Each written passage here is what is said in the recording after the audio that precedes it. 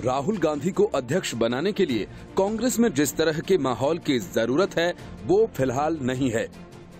इसलिए मानकर चलिए कि सोनिया गांधी अगले कुछ सालों तक बनी रहेंगी। राहुल और प्रियंका जिस तरह से सबको हाँक रहे हैं वो सब ऐसे ही चलता रहेगा। मतलब कि कांग्रेस के नजदीकी भविष्य में कुछ भी बदलने वाला नहीं है।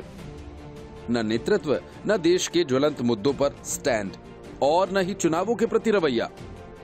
राम मंदिर निर्माण के लिए भूमि पूजन को लेकर कांग्रेस नेताओं की प्रतिक्रिया से लेकर राहुल गांधी की डिजिटल रैली तक ऐसी तेज रफ्तार गाड़ी पर सवार नजर आई है जिसका ब्रेक फेल हो गया है।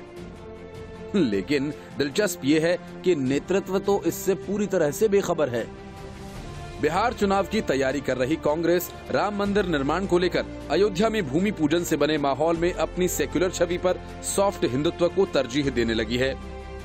सवाल ये कि क्या कांग्रेस नेतृत्व पार्टी की विचारधारा को लेकर असमंजस में है?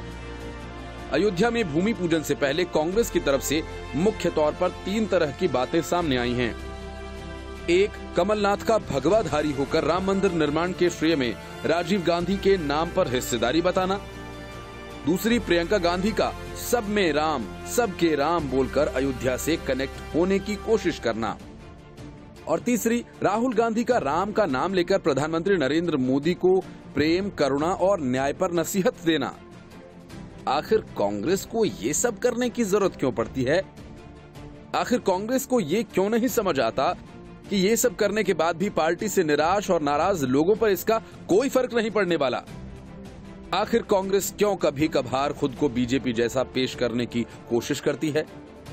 अगर सोनिया गांधी ये समझ चुकी हैं कि कांग्रेस को मुस्लिम पार्टी साबित कर दिया गया है तो पार्टी को कट्टर हिंदुत्व की रेस में झोंकने की जरूरत ही क्यों लगती है? जब लोगों के मन में ये धारणा मजबूती से बस चुकी हो कि कट्टर हिंदुत्व समर्थक बीजेपी ही अकेली पार्टी है, तो कांग्रेस को उसके बगल में खड़ा होकर खुद को भी उसके जैसा दिखाने की जरूरत क्यों पड़ती है? असल बात तो ये है कि कांग्रेस के सामने बड़ी समस्या हिंदुत्व की राजनीति नहीं बल्कि राष्ट्रवाद की राजनीति से मुकाबला है। कांग्रेस का नेतृत्व इस मामले पर बार बार चूक रहा है। 2019 के आम चुनाव में कांग्रेस नेतृत्व से जो गलतियां हुई वे आज भी रुक नहीं रही हैं। पुलवामा हमले के चलते नई कांग्रेस महासचिव बनी प्रियंका गांधी बीच में ही कार्यक्रम छोड़कर लखनऊ से दिल्ली लौट गईं और राहुल गांधी भी कुछ दिनों तक मोदी सरकार पर सवाल उठाने से परहेज करते रहे। तभी विपक्षी नेताओं की एक मीटिंग हुई और ममता बनर्जी के दबाव में राहुल गांधी को मीडिया के सामने आकर संयुक्त विपक्ष का बयान पढ़ना पड़ा।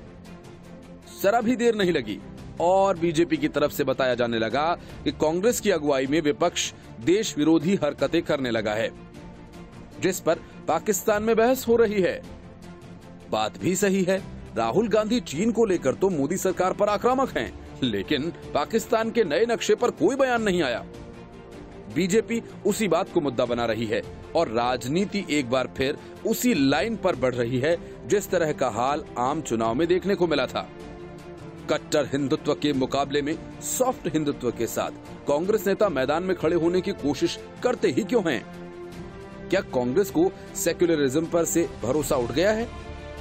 हिंदुत्व की राजनीति में कांग्रेस नेताओं के कूदने के बाद केरल से 2 टिप्पणियां आईं।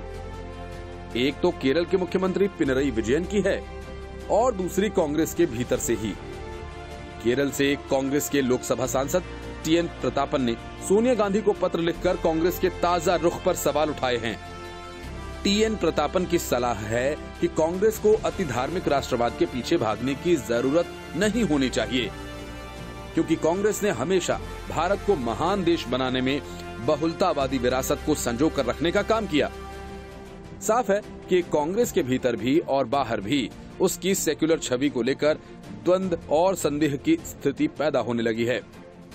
कांग्रेस नेतृत्व को अगर लगता है कि लोग उसे मुस्लिम पार्टी जैसा समझते हैं तो उसे हिंदू पार्टी बनने का शौक क्यों पैदा हो जाता है? अरविंद केजरीवाल जैसी नई पार्टी वाले नेताओं के लिए राजनीतिक लाइन बदलना मुश्किल नहीं है, लेकिन कांग्रेस जैसी पुरानी पार्टी के लिए तो विचारधारा से समझौता करना खुदकुशी करने जैसा लगता है।